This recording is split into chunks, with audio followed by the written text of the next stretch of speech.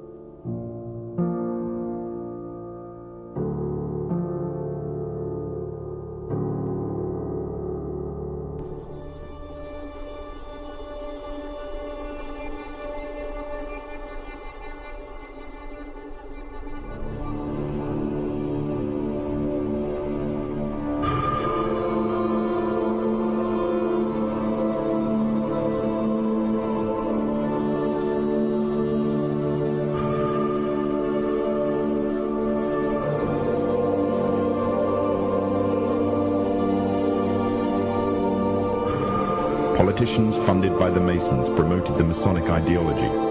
The secret lodges of the Masons were open to members of the French army. High-ranking officers and generals were indoctrinated to the Freemasons' way of thinking. With the people, the politicians, and the military of France under Masonic control, the Masons could finally strike. Freemasonry has worked in a hidden but constant manner to prepare the revolution. We are then in complete agreement that Freemasonry was the only author of the revolution, and the applause which I receive from the left, and to which I am little accustomed, proves, gentlemen, that you acknowledge with me that it was Masonry which made the French Revolution.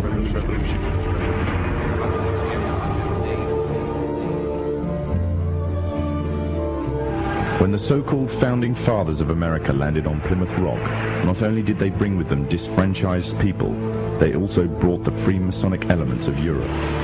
The injustices which the fathers of America were escaping from in Europe was also to be found in the new land, in the form of a tyrannical British regime. In order to gain complete dominance of the new state, the Masons used the same methods to gain control of France. Although the British monarchy was run by the Masons, the American War of Independence was a necessary action, and the people involved in the war were expendable for the Masons to fulfill their dream. Emotions of the people were manipulated into anger, and just like France, anger turned into war. This time, however, previous mistakes would not be repeated. The near defeat the Masons faced against Napoleon and his army in Europe taught the Masons a lesson. Any forthcoming leaders of the resistance must follow the Masonic agenda. The best way to do this was to ensure the leader himself was a Mason, and the leader who took the war to the British was none other than George Washington. On the 4th of July, 1776, the Declaration of Independence was made.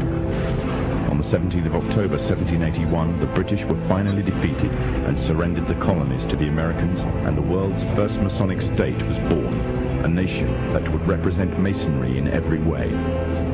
A sign of the Masonic presence in America is plainly visible on the dollar bill, which carries a picture of George Washington, the first Freemasonic president in the world, and a picture of the Freemasonic symbol of the so-called all-seeing one eye.